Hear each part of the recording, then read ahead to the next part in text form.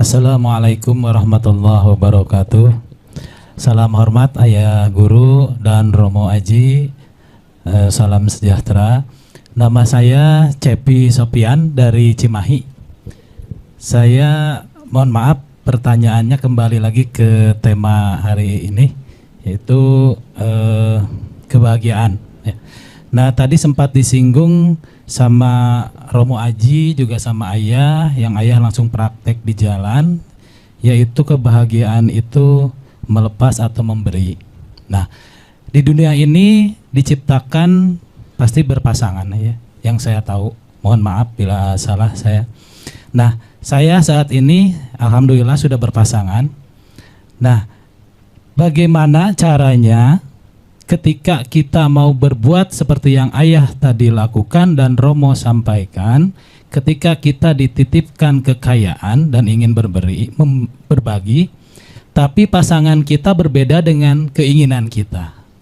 Sehingga ketika kita paksakan memberi, akhirnya terjadi masalah. Jadi satu sisi terjadi kebaikan, satu sisi terjadi masalah. Mungkin pertama itu, boleh lebih dari satu, Ayah maaf? Boleh. Nah, yang kedua tadi menyambung pertanyaan dari Bapak. Dan tadi Ayah jelaskan mengenai Sayyidina Ali.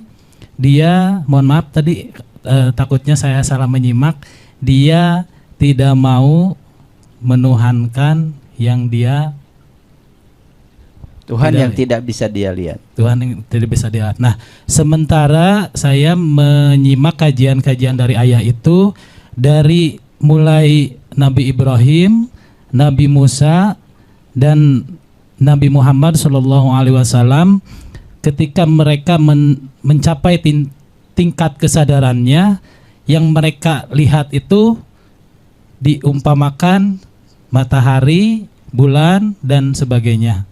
Apakah nanti ketika kita beribadah itu yang kita bayangkan, nah takutnya gitu ya.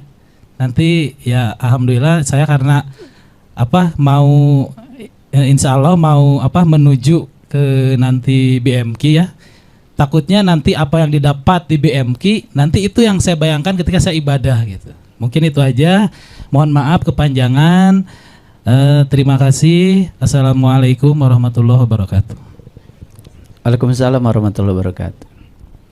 Wah, dua-duanya berbobot pertanyaannya. Baik, sebelum nanti Romo saya persilakan untuk menjawab pertanyaan yang pertama, saya coba dulu berikan kan yang diminta itu cara kan ini. Kalau cara itu kan berarti sudah teknis. Gini, saya tidak mau menjawab sesuatu yang keluar dari pengalaman saya. Jadi oleh karena itu maka saya menjawab dengan pengalaman. Bagaimana saya dengan istri saya itu bisa sama dalam hal tertentu untuk berbagi. Tetapi dalam hal lain, saya juga mungkin tidak selalu sama dengan istri saya. Karena saya dengan istri saya tidak diciptakan sebagai yang sama. Dan kita harus sadar semuanya, kalau dalam bahasa Quran, suami istri itu kan ajwaja. Ajwa itu pasangan. Pasangan itu kiri kanan loh. Pasangan itu berbeda. Dan jangan pernah berpikir kita akan dipasangkan dengan yang sama. Jenis kelamin aja sudah berbeda. Wajah berbeda. Cara berpikir berbeda. Pendidikan juga berbeda. Sedangkan pendidikan membentuk karakter yang berbeda. Mungkin saja kuliah di jurusan yang berbeda. Keluarga saja sudah punya etika, adab, dan tata cara yang berbeda. Cara berpikir orang tua yang membesarkan kita itu juga berbeda. Dan saya sering mengatakan bahwa otak itu buatan manusia, buatan Tuhan. Tetapi pikiran itu buatan masyarakat. Pikiran itu buatan lingkungan loh. Pikiran kita akan berparadigma seperti apa tergantung di mana kita tinggal. Anak-anak, mohon maaf ya, anak-anak yang dibesarkan di lingkungan keluarga yang serba negatif pikirannya, dia akan tumbuh negatif juga. Kalau dari kecil sering mengatakan, ya, saya tidak bisa, itu tidak mungkin, dia juga akan akan terus berada dalam keterbatasan segalanya. Tidak bisa, tidak mungkin, sehingga tidak akan bisa mencapai apa-apa. Itu kan keluarga, ya. Oke. Baik. Jadi gimana caranya? Ini saya kasih tahu resepnya. Sementara waktu ini jangan paksakan. Jangan paksakan, apalagi berbohong, memberi di belakang ketika istri kita ya belum bisa menyetujui itu. Tetapi terima dulu keadaan dia apa adanya. Karena ketika seseorang sudah diterima apa adanya, dia akan memiliki kenyamanan. Perlahan dilatih. Kecil-kecilan aja dulu. Kita ngasih orang dan orang berterima kasih, kita kasih contoh. Seneng ya ketika orang mengatakan terima kasih dan dia bahagia dengan pemberian kita. Itu yang bisa dilakukan. Pelan. Nanti suatu saat saya jamin ya, kalau ada repetisi dan pengulangan, suatu saat dia akan kecanduan merasakan kebahagiaan itu, mulai dari hal yang kecil. Karena kalau langsung memberi yang besar, mungkin juga kaget juga, betul nggak? Karena tidak biasa. Tapi yang kecil dulu, yang pemberiannya itu tidak mengganggu ekonomi kita. Ini maksud saya. Ya recehan. Tetapi recehan itu membuat dia tersentuh. Coba lakukan dari yang kecil seperti itu. Dan saya dengan istri saya melatih diri itu. Ya, dari dulu ya seperti itu. Jadi sampai pada titik tertentu, mohon maaf ya, saya pernah jatuh ya, betul-betul jatuh, tidak punya apa-apa, hanya punya napas aja, bisa melihat, bisa mendengar, dan itu kekayaan saya yang luar biasa. Dan saat itu luar biasanya, ketika saya ada, hampir tidak ada orang yang datang kepada saya minta tolong. Ketika saya tidak ada, luar biasa, yang minta tolong banyak sekali. Wah, itu benar-benar yang dikatakan Romo tadi ya. Saya merasa tidak berdaya ketika hanya iba saja melihat orang lain minta tolong. Dan disitulah kemudian saya ingin segera bangkit sehingga saya bisa menolong banyak orang. Dan ternyata like attracts like ya. Apa yang kita selalu pikirkan itu yang akan datang. Jadi itu pengalaman saya ya. Latih dulu. Jangan sampai istri kita merasa kerampokan oleh kebaikan dari Kang Cepi. Tapi kalau yang diberikan itu adalah sesuatu yang mungkin sekarang ini sesuatu yang tidak terpakai. Karena gini, walaupun itu sebenarnya belum jadi kebaikan. Karena di dalam Al-Quran jelas Allah mengatakan, tidak disebut kebaikan sebelum kamu bisa memberikan yang kamu cintai.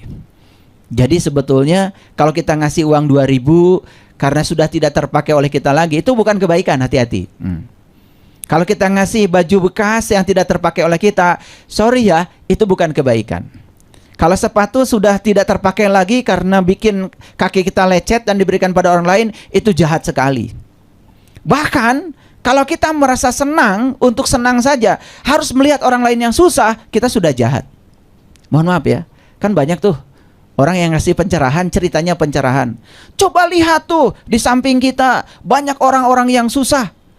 Untuk senang aja kita harus melihat orang lain susah, itu jahat. Hati-hati itu. Kelihatan pencerahan, tapi itu menurut saya penggelapan itu. Karena apa? Bayangkan, untuk senang saja kita perlu orang lain sebagai referensi yang susah gitu. Betapa kita tidak warasnya di situ. Ngerti maksud saya? Maaf ya, saya bicara agak kencang supaya mengerti semuanya, karena ini direkam.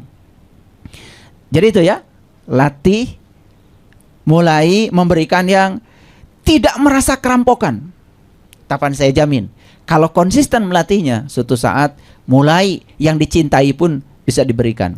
Dan nanti ajarkan juga, setiap pemberian itu pasti akan berbuntut penerimaan. Ini saya mau kasih tahu ya, kemarin saya kedatangan tamu dari Singapura. Jadi begitu saya share saya kan suka dengan teman-teman berbagi setiap sebulan sekali. Saya punya dompet BSI Peduli namanya, Bumi Spiritual Isbatul Yakin Peduli. Jadi di situ yang kita santuni satu, anak-anak yang tidak mau putus sekolah, orang tua yang tidak bisa menyekolahkan anaknya, Orang tua yang anaknya itu sering bermasalah di sekolah karena iuran sekolahnya yang terlambat, itu kita santuni. Yang kedua juga yang kita santuni itu yang sakit, ya, dan termasuk juga yang kebutuhan pangan. Nah, ini saya mau kasih tahu. Begitu saya share, ya, video tentang berbagi kepada teman saya yang di Singapura, beliau itu sangat terkaget-kaget dan merasa ingin sering ke Indonesia. Kenapa? Karena di Singapura itu, kata beliau, susah sekali mencari orang yang mau menerima sebuah pemberian. Tahu ya, 10 negara paling kaya di dunia, salah satunya Singapura. Karena pendapatan per kapitanya sudah di atas 79.000 dolar per kapita per tahun. Ya, itu Brunei, Singapura, Irlandia, Kuwait, ya. Ya, pokoknya kalau ada ranking negara-negara kaya, saya selalu seneng karena saya berpikir kaya. Itu. Semoga suatu saat Indonesia masuk 10 besar negara kaya juga. Ya, oke. Baik, saya lanjutkan. Jadi itu latihannya Kang Cepi. Ya. Yang kedua, tadi bertanya tentang, ini kan sebenarnya bertanya tentang sebuah pengalaman spiritual yang belum dialami. Jadi oleh karena itu sebaiknya tidak usah ditanyakan. Kecuali kalau sudah dialami baru ditanyakan. Karena kalau belum dialami, semua hal yang belum dialami namanya pengetahuan konsep. Dan pengetahuan konsep bukan kebenaran, tetapi pembenaran. Kalau saya menceritakan Allah, itu adalah konsepsi saya tentang Allah. Belum tentu yang saya ceritakan adalah fakta tentang Allah. Karena kata-kata tidak akan pernah cukup untuk menggambarkan kenyataan. Itulah keterbatasan kata-kata. Jadi, mahasiswa belajar definisi di kampus, itu sebetulnya hanya keterampilan intelektualitas untuk belajar mengkomunikasikan sebuah gagasan. Tapi apakah definisi itu adalah kebenaran? Tidak. Itu pembenaran. Jadi kalau di kampus diajarkan arus listrik adalah banyaknya muatan yang mengalir per satuan waktu. Itu definisi. Apakah betul faktanya seperti itu? Belum tentu. Sampai sekarang saya juga belum pernah lihat ada muatan bergerak. Ketika ada kabel dialirnya arus, ini ada kabel, betul? Pasti ada setrumnya, bukan? Saya juga tidak lihat di situ ada muatan bergerak. Tetapi itu dipakai daripada tidak ada sama sekali. Jadi supaya mahasiswa sibuk, dosen sibuk, jadi kelihatan lah. Ada yang belajar, ada yang mengajar, sehingga dosen dapat gaji, gitu aja. Itu permainannya begitu. Tapi apakah definisi itu benar? Belum tentu. Karena kata-kata tidak akan pernah bisa menggambarkan kenyataan yang sebenarnya. Oleh karena itu, ya, pengalaman itu jauh lebih penting daripada konsep. Semua konsep itu patut diperdebatkan. Tapi pengalaman itu adalah kebenaran. Apa yang dialami oleh seseorang, itulah kebenaran bagi dia. Dan orang lain tidak bisa ikut campur tentang apa yang dialami oleh dia. Jadi lucu ya kalau ada orang yang kemudian berani menyesatkan orang lain tentang pengalaman spiritualnya. Padahal spiritual itu kan sangat pribadi, dialami oleh dia sendiri. Lah orang lain yang tidak mengalami, bagaimana? Jadi kalau saya bawa air ini air spesial saya minumnya air ini, ya. Ini sekarang saya minum ya. Ini praktek aja, praktek.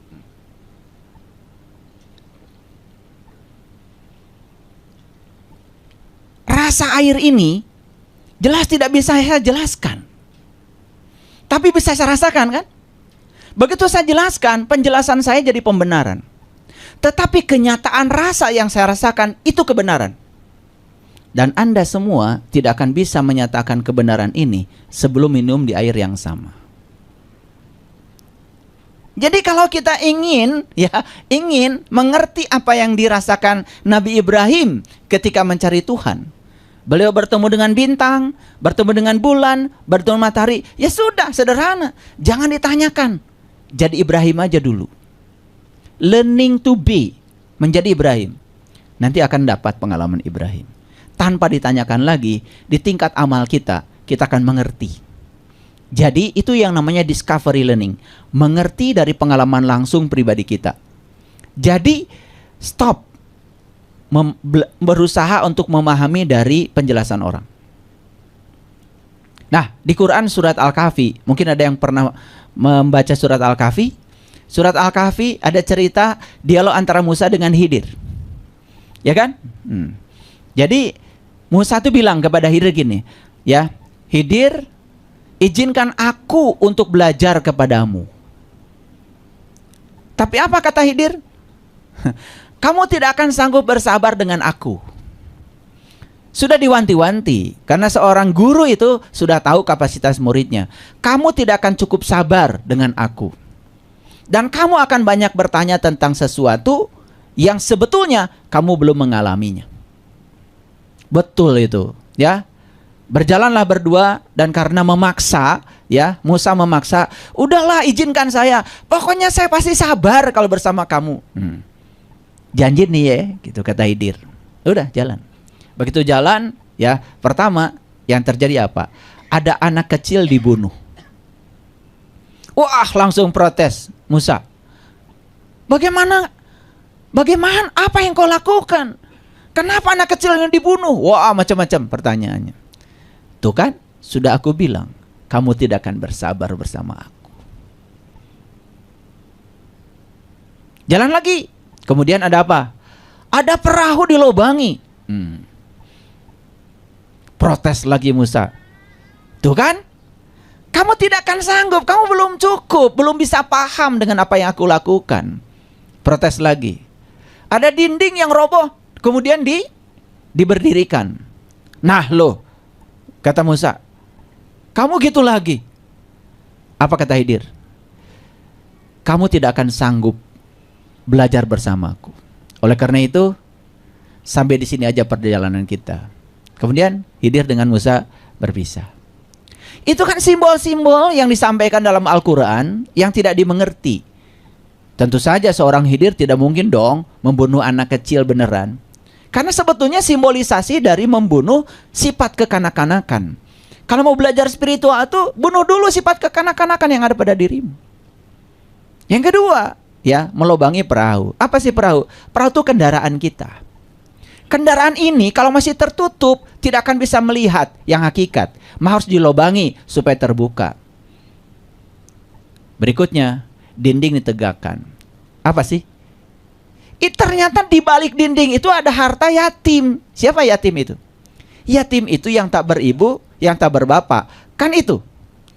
Dan selama ini kalau bicara yatim itu bicara orang yang di panti asuhan.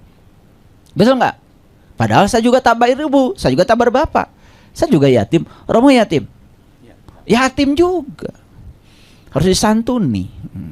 Walau Romo kemana-mana biasanya bawa mobil besar, kemudian di belakangnya bawa sembako kemana-mana.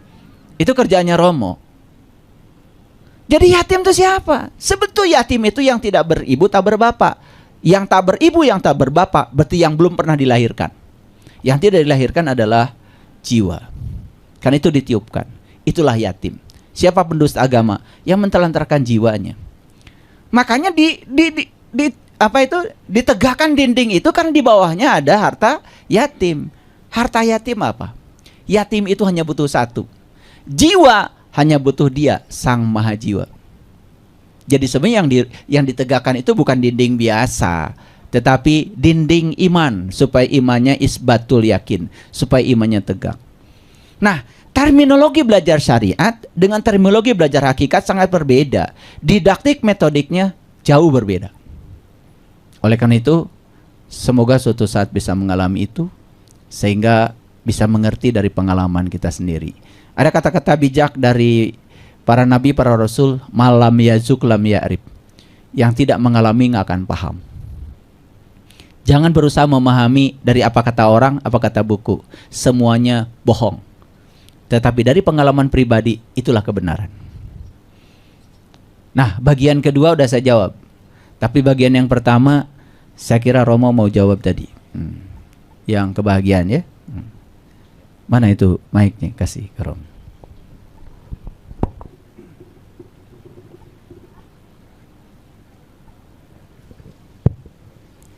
Ya, menjawab pertanyaan yang pertama dari Bapak siapa Pak? Cepi ya, dari Cimahi ya tadi ya saya dengar ya. Jadi ini harus mengacu pada awal sebelum pernikahan. Saya tanya Pak Cepi ini mendapatkan istri itu kebetulan atau memang memilih ya? Dipilih, kebetulan dipilih atau bagaimana? Oh, kebetulan jadi kebenaran ya. Nah, jadi sebetulnya setiap orang yang menikah menjadi pasangan hidup itu mengacu pada jodoh karma. Kenapa saya menikah dengan dia? Kok bukan dia? Terus punya anak loh, anak saya kok ini nggak jadi anak tetangga, betul nggak? Jadi ada terkait tentang jodoh karma. Nah, syarat-syarat perkawinan yang bahagia sebetulnya itu kita dalam Dharma ada 4 syarat, Pak. Yang pertama, perkawinan bahagia itu kalau memiliki sama sada. Sama sada artinya apa? Sama keyakinannya. Kalau Pak Cepi Muslim, ya istrinya Muslim, supaya anaknya nggak bingung. Nanti yang satu dibawa ke masjid, satu bawa ke gereja.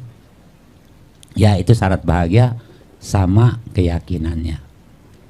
Yang kedua, sama sila. Secara moralitas, istri kita adalah orang yang sama dengan moralitasnya seperti kita. Apa itu moralitas?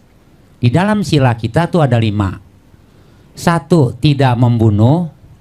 Apapun, bukan hanya manusia, binatang kecil pun kita tidak boleh bunuh.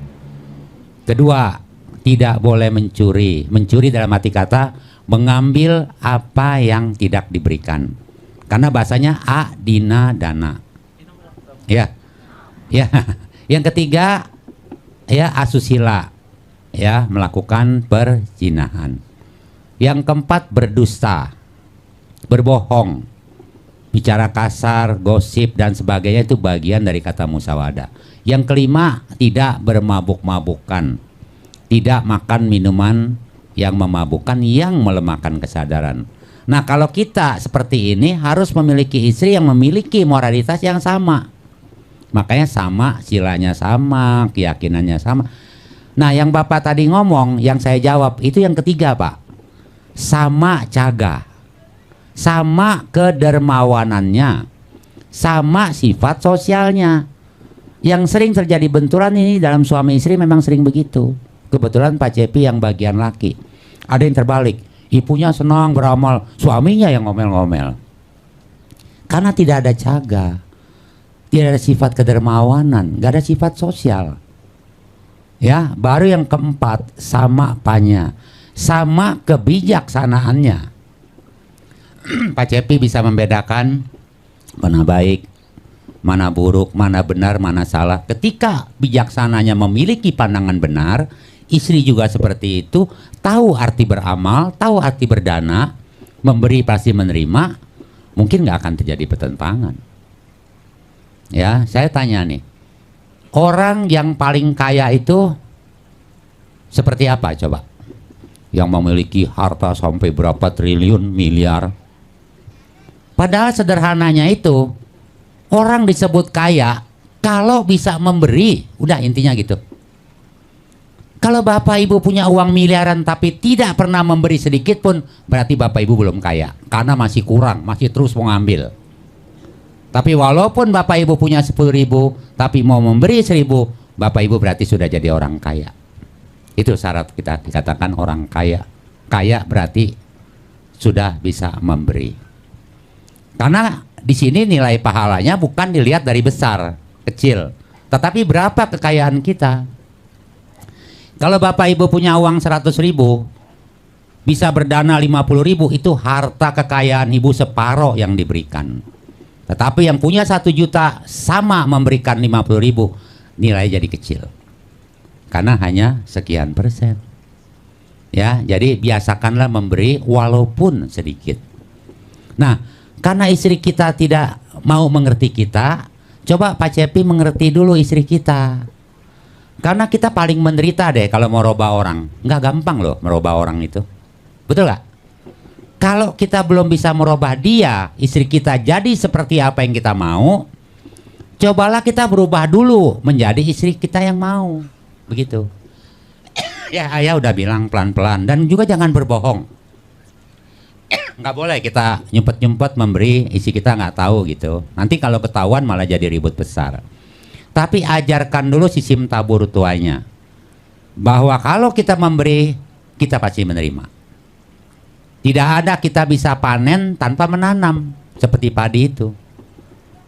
Toh baru kita panen setelah kita menanam. Sistem tabur tuanya berjalan. Ajarkan berapa pentingnya kita berdana. Kadang-kadang kita lagi seperti ini nih. Kalau di jalanan Bapak Ibu ada pengamen datang, ya kita kan lagi makan tuh. Ya suka kadang-kadang suka kesel gitu kan ya. Padahal di saat pengamen itu datang, kita makan bukan suatu hal yang kebetulan. Mungkin saat itu Tuhan menyuruh kita beramal melalui si pengamen ini. Utusannya datang. Makanya disiapkan uang 2000-an mungkin di meja karena mungkin tangan kita kotor.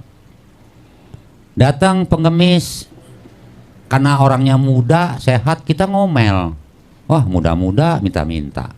Nggak ngasih, ngomel lagi. Padahal bukan kebetulan juga saat yang timing itu dia datang ke tempat kita disuruh beramal. Ya sudahlah, cabut uang 1000, 2000, 1000, 2000 nggak bakal bisa bikin miskin Bapak Ibu kali. Juga uang segitu nggak bikin kita kaya. Tetapi dia kumpul-kumpul mungkin bernilai loh. Karena uang 100.000 kurang 2000 nggak jadi 100.000 juga kan. Nah seharusnya, oh terima kasih nih. Ya, sedangkan saya mau cari ladang aja buat menanam semuanya keramik.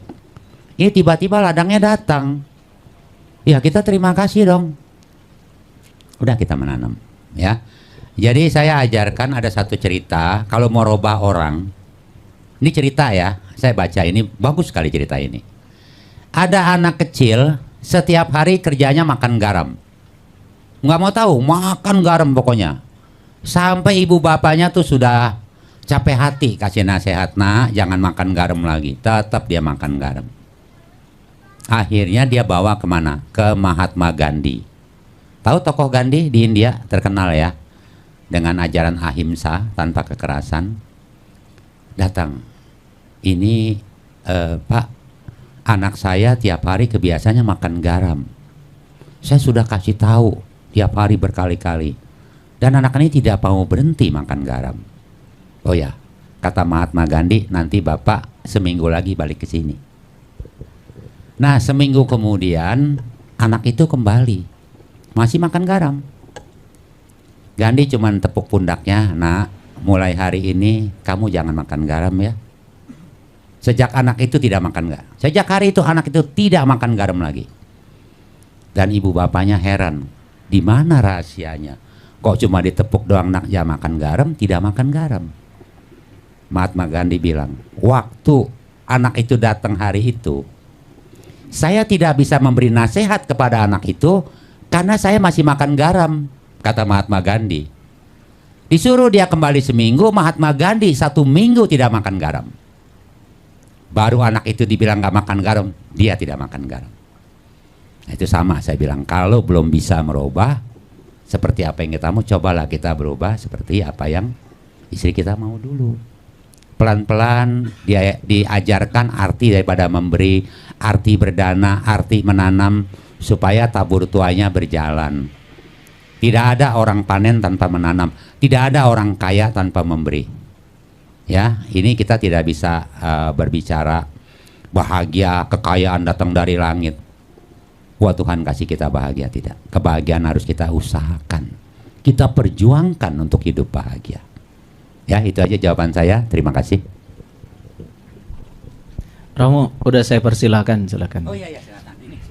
Romo itu kalau dikasih minum nggak dipersilahkan, tidak mau minum, karena kalau tidak dipersilahkan mencuri, itu melanggar sila yang kedua. Jadi sebetulnya Pancasila itu ada di Dhammapada. Saya belajar Dhammapada, ketemu Pancasila itu, yang 5 sila tadi itu. Makanya kalau Romo dikasih minum, dibiarkan aja kalau belum dipersilakan. Karena kalau belum dipersilakan minum, itu sudah mencuri. Sedemikian lembutnya ya, ajaran leluhur kita itu, siapapun itu, dan luar biasa. Makanya saya tidak pernah alergi belajar dari siapapun. Kalau tadi Romo mengatakan berdana, mungkin ada yang kurang jelas ya. Itu namanya berinfak kalau bahasa kita. Nah, itu istilah Dhammapada itu adalah berdana itu. Ya. Dua penanya sudah dijawab dan saya persilakan barangkali di sebelah sana itu banyak penonton YouTube yang mungkin ingin berkenalan, silakan. Ingin sharing juga dari pengalaman nontonnya, silakan. Oh iya, silakan. Diberikan dulu mic-nya. Bentar ya, sebelum yang di sebelah sana, ini di bagian depan. Saya kira yang di belakang sana, kalau di depan saya ini masih kosong, silakan ke depan. Yuk ke depan sini. Assalamualaikum. Bismillahirrahmanirrahim. Perkenalkan, saya Neneng dari Soreang, Pak. Yang mau dipertanyakan mengenai reinkarnasi, mohon diperjelas. Terima kasih. Baik, Ibu Nining dari Soreang ya.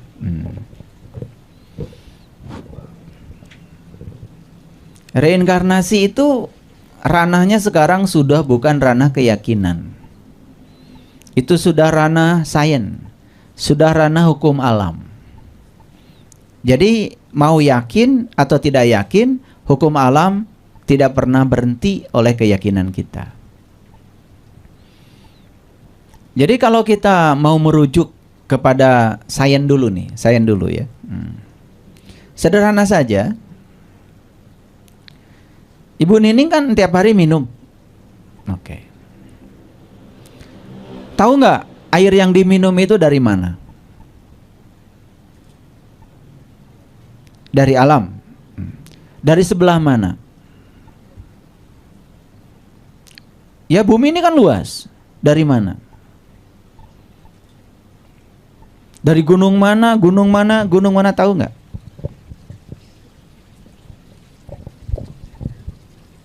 Mohon diperjelas aja sama ayah. Nggak, ini dialog dengan saya. Boleh. Yang jelas kita tidak pernah tahu kan, Iya. air yang saya minum ini dari gunung mana. Iya. Air ini kan sebetulnya umurnya sudah tua. Iya. Alam semesta ini umurnya 13,6 miliar tahun hari ini. Dan sejak air tercipta, air itu kan berpindah dari satu tempat ke tempat yang lain. Bahkan kita mungkin tidak tahu kalau air ini pernah masuk juga ke tubuh orang tua kita. Bahkan air ini pernah masuk ke tubuh dinosaurus juga kita nggak tahu. Air ini pernah masuk ke tubuh monyet, kemudian monyetnya mati, kemudian menyatu lagi dengan alam juga tidak tahu. Yang jelas, air yang kita minum ini mungkin pernah berada di tubuh-tubuh yang berbeda. Sepakat? Oke, supaya gampang, saya tidak menjelaskan pakai keyakinan dulu. Kita bicara pakai sains, supaya gampang. Mungkin nggak air ini keluar dari tubuh-tubuh yang sudah meninggal? Mungkin. Dan air ini kemudian kita minum. Dan kemudian setelah kita minum, maaf, jadi saripati. Bagi perempuan jadi sel telur, bagi laki-laki jadi sel sperma. Kemudian keluar lagi kan tubuh baru. Dan tubuh ini suatu saat juga akan mati. Dan semua akan terurai lagi. Unsur air menyatu dengan air, unsur tanah menyatu dengan tanah, unsur api menyatu dengan api, unsur udara menyatu dengan udara. Bahkan kalau orang yang sudah berkesadaran, unsur kekosongan pun akan menyatu dengan kekosongan. Karena apa? Air itu adalah molekul H2O. Ada 2 atom H, ada 1 atom O. Ternyata atom itu isinya ruang kosong. 99,99% atom itu ruang kosong. Jadi sebetulnya yang disebut dengan materi itu dalamnya juga bukan hanya 4. Ada udara, ada air, ada api, ada tanah, ada juga ruang kosong. Dan ruang kosong itu ruang energi, ruang kesadaran, ruang kehidupan. Dan semua manusia mengambil kehidupan dari ruang kosong ini. Betul apa tidak? Jadi sebetulnya siklus itu terjadi di dunia materi. Jadi dunia materi itu mengalami siklus. Yuk kita sekarang pahami. Kita nanam singkong. Siapa tahu di tempat di mana singkong itu ditanam pernah ada orang menguburkan bangkai binatang? Atau ada leluhur-leluhur kita yang dulu kemudian terjadi bencana, tubuhnya yang sudah menyatu dengan tanah kemudian diambil lagi oleh singkong? Dan kemudian singkongnya dimakan oleh kita, dan kemudian akan jadi saripati lagi. Kan keluar jadi tubuh baru. Dan siklus materi itu tidak pernah berhenti, akan terus menerus berjalan. Bukankah itu siklus? Jadi kalau kita tidak bisa menerima istilah reinkarno, karno itu daging sebenarnya. Reinkarno itu sebetulnya kembali ke daging. Siapa yang kembali ke daging? Ya tentu saja jiwa. Dan jiwa itu kan mengalami evolusi juga. Mungkin saja satu jiwa itu tidak selesai di kehidupan yang sekarang. Maka dia harus terlahir lagi kembali. Karena siapa yang siap terlahir, maka dia harus siap mati. Karena kelahiran dengan kematian itu dua sisi kebenaran. Akan selalu berpasangan. Sekarang sederhananya begini. Ada jiwa yang kotor, kemudian mati. Kemudian jiwa itu karena saking kotornya kemudian masuk ke dalam neraka. Seumur-umur jiwa itu disiksa dalam neraka. Di mana letak keadilan Tuhan? Betul nggak? Sedangkan di Quran dikatakan, "Famay ya'mal misqala dzarratin khairan yarah, wa may ya'mal misqala dzarratin syarran yarah." Kalau kita nyubit, di mana kita nyubit? Di kehidupan kan? Kan nggak mungkin kita dicubit di alam gaib. Kalau dicubit di alam gaib nggak kerasa dong. Karena cubitan itu baru terasa oleh kita manakala kita punya tubuh. Betul nggak? Jadi kalau kemudian pembalasan itu dilakukan saat kita tidak punya tubuh, tidak adil karena tidak akan terasa. Coba kita nonjok orang di sini sakit. Kenapa sakit? Karena dia sedang berada di tubuh. Dan rasa sakit yang ditimbulkan oleh kita akan dibalaskan ketika kita di dalam tubuh lagi. Betul nggak? Dan kalau tidak terbalaskan sekarang, maka kita akan lahir lagi untuk membalaskan itu. Makanya ada 3 alasan kenapa kita lahir ke semesta. 1, karena kita punya utang, namanya karma. Dari sebab akibat, makanya nggak usah pusing. Apa yang saya lakukan di masa lalu, nggak usah tanya siapa-siapa. Lihat yang sedang kita panen hari ini. Dan kalau kita sadar, yang sedang kita panen hari ini hanyalah akibat dari yang pernah kita tanam di masa lalu. Sudah selesai. Lalu berikutnya.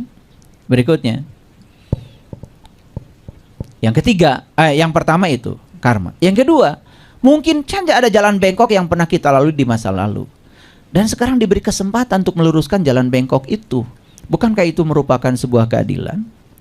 Dan yang ketiga, mungkin saja ada pekerjaan kita yang belum selesai, harus kita selesaikan. Ini ada cerita orang yang sudah berkesadaran. Jadi ketika beliau meninggal, ini cerita bukan cerita bohong ya, karena saya cerita dalam kitab suci. Jadi ketika beliau meninggal, beliau itu punya nazar, ingin berpuasa 7 hari. Dan ternyata meninggal, puasanya belum dilakukan. Ternyata beliau saat lahir lagi ke dunia ini, itu tidak bisa masuk makanan dan minuman selama 7 hari. Tetapi tidak mati. Bahkan sekarang menjadi seorang yang memberikan kesadaran di mana-mana. Ketika ditanya setelah berkesadaran, kenapa Anda dulu waktu lahir ke dunia itu 7 hari Anda itu tidak makan dan minum dan tidak mati? Beliau mengatakan, waktu saya mati, saya punya nazar akan puasa 7 hari. Dan saya terlahir lagi ke dunia meneruskan puasa saya yang 7 hari untuk membebaskan nazar saya. Coba, udah sampai di tingkatan itu orang yang berkesadaran. Ya, jadi kalau tidak kita bisa menerima konsep reinkarnasi, sudah sederhanakan saja bahwa siklus materi maupun siklus energi itu ada. Dan siklus akan berjalan secara terus-menerus. Ya, oke. Terima kasih Pak. Romo ada yang menambahkan? Ya, silakan.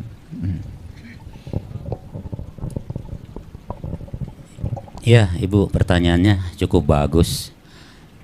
Kata reinkarnasi kan artinya re itu kembali.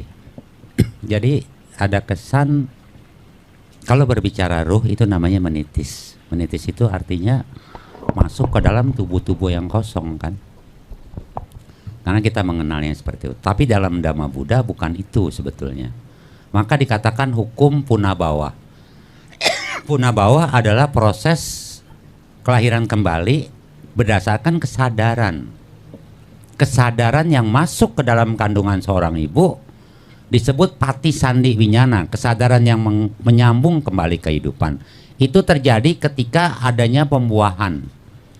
Pada saat melakukan hubungan suami istri, ada pembuahan, di situ kesadaran masuk. Makanya berbeda kadang-kadang di setiap konsep ajaran itu suka berbeda. Saya menjelaskan berdasarkan versi Dharma kita. Ya.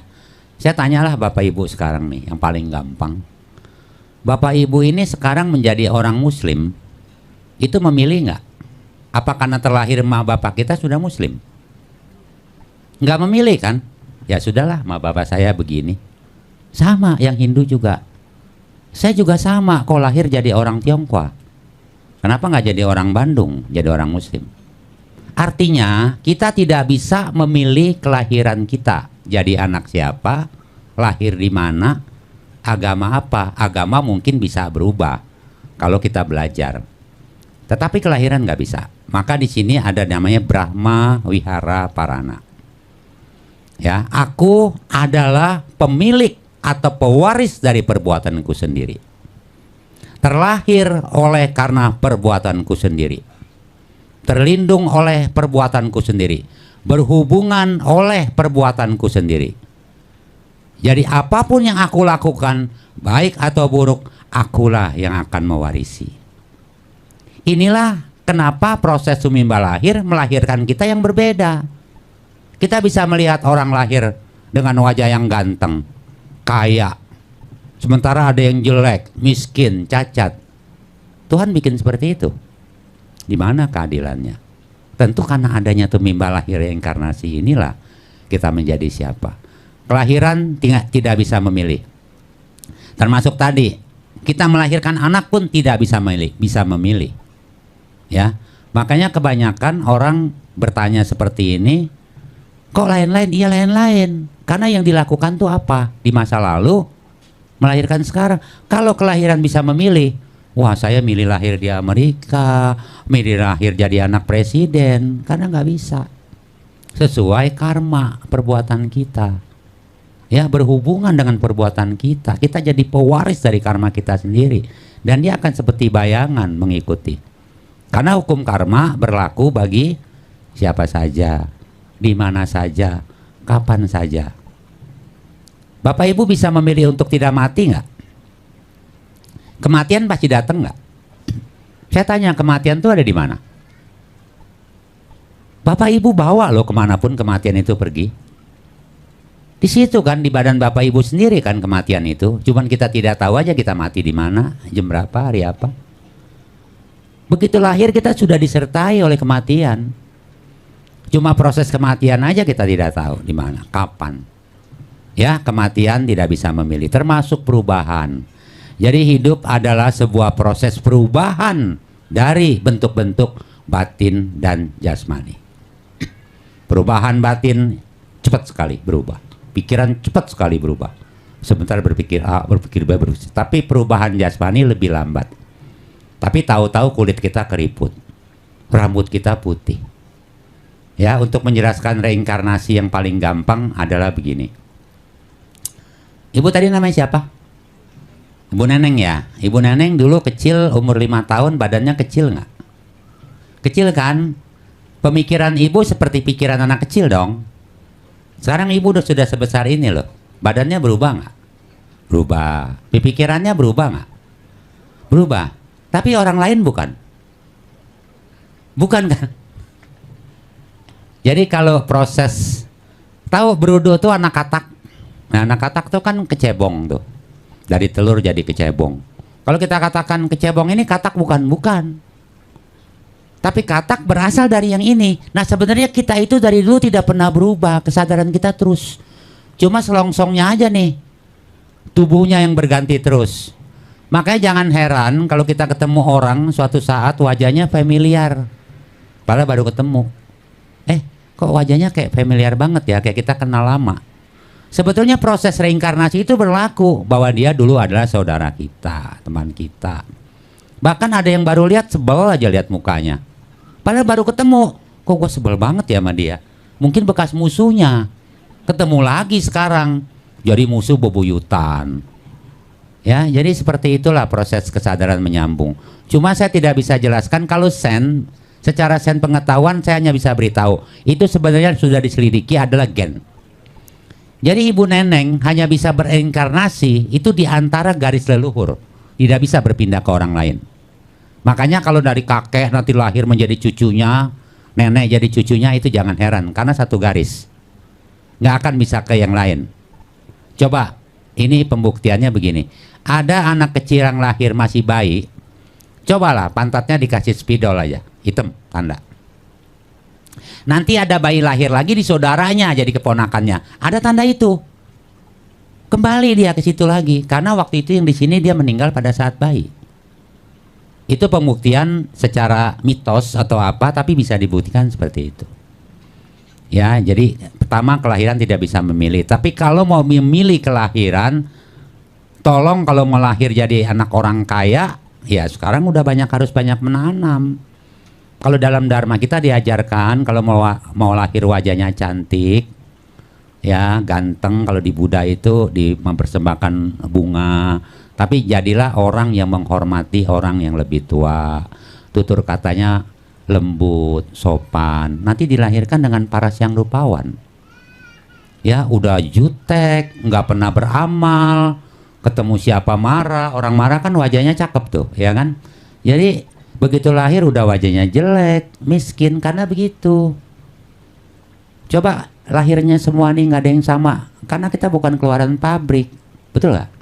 Karena ada karma yang melahirkan kita jadi berbeda. Ya itu aja ya Bu, terima kasih. Baik, terima kasih banyak Romo. Makin jelas atau makin pusing? Ada yang namanya past life, ada yang namanya past regresi, dan itu dunia sains, itu ada di ilmu psikologi. Bahkan sekarang itu pelatihan-pelatihan tentang hipnoterapi, past life, past regresi itu terbuka, dan orang bisa tahu masa lalunya di mana, bisa di tracing. Itu kan sains, itu bukan soal keyakinan. Jadi untuk menjawab semua persoalan keadilan tadi, karena ada orang yang lahir ke alam dunia, mohon maaf ya, cacat, ada orang lahir ke alam dunianya utuh. Kalau itu semua diserahkan kepada Tuhan, seakan-akan Tuhan itu tidak berkeadilan. Padahal Tuhan itu hanya fasilitator, Rob al-alamin. Hanya kehadiran, hanya keberadaan. Kehadirannya membuat segala sesuatu tercipta. Tetapi kreatornya adalah data kita sendiri. Oleh karena itu, jodoh itu dipertemukan oleh data. Dan itu secara mikrobiologi bisa dibuktikan. Ternyata di setiap sel kita ada yang namanya DNA. Satu DNA itu bisa menyimpan 3 miliar data. Jadi sebenarnya tubuh kita itu data semua, termasuk data tentang kematian, data tentang penyakit. Makanya maaf ya, banyak kan yang sudah saya bacakan data karmanya. Jadi kalau terbaca oleh saya, nanti umur sekian kalian akan sakit ini, sakit itu. Sebenarnya saya bukan sedang nakut-nakuti, tapi itu dari data. Dari data. Faktanya bisa saja tidak terjadi. Karena data dengan fakta itu belum tentu simetri. Data itu yang sudah terjadi, sedang fakta itu ke depannya kan belum terjadi. Itu masih bisa diubah. Jadi kalau terdeteksi di data misalnya kita akan sakit apa, umur berapa, kita siap-siap dari sekarang supaya penyakit itu nggak jadi. Jadi kita masih bisa mengubah nasib. Gitu, bukan takdir ya. Istilah kata Romo betul ya. Jadi pemahaman tentang ini sebetulnya jadi sangat memudahkan untuk menerima semua kenyataan hidup apa adanya. Dan itu pentingnya kita memiliki pemahaman yang lebih luas. Nah, kalau saya berbicara ayat per ayat, wah itu ribuan ayat tentang siklus kehidupan. Ribuan ayat tentang siklus jiwa. Ya, itu. Banyak sekali dan itu tidak cukup di diskusi ini. Jadi, mustahil kita datang ke semesta ini kecuali untuk dipertemukan dengan orang yang punya kecocokan data. Jadi saya dengan istri saya ini ada kecocokan data. Ada data yang harus saya selesaikan di kelahiran yang sekarang. Makanya cuma satu konsepnya. Saya harus bisa menerima istri saya apa adanya, dan istri saya bisa menerima saya apa adanya, tanpa penghakiman, tanpa syarat, tanpa terjebak benar salah, tanpa terjebak baik buruk, terima apa adanya, itu yang disebut dengan berserah diri. Jadi berserah diri itu sebetulnya adalah kita membebaskan diri dari penghakiman pikiran. Karena pikiranlah sebetulnya sumber segala penderitaan. Ketika pikiran menghakimi, di situ akan terjadi masalah. Jadi saya kasih tahu pada semuanya, sebetulnya masalah itu tidak ada kalau di dalam diri kita sudah tidak ada penghakiman. Karena sumber masalah adalah penghakiman. Coba nanti belajar lebih jauh lagi. Ingin bebas dari masalah, bebaskan pikiran dari penghakiman. Dari benar salah, baik buruk. Di situ kita akan menemukan kebebasan dari masalah. Karena masalah itu tidak ada. Oke, karena sudah ada aba-aba dari panitia, sudah 3 pertanyaan, berat-berat semuanya, dan sudah kita selesaikan. Ya, semoga pertanyaan dari yang lain juga yang mungkin ingin menanyakan hal yang sama sudah sedikit terjawab. Sekali lagi terima kasih Romo. Kalau Romo berkenan mendampingi para penanya ini setelah break sholat asar, mungkin saya juga sangat senang sekali. Terima kasih. Kita break dulu. Assalamualaikum warahmatullahi wabarakatuh.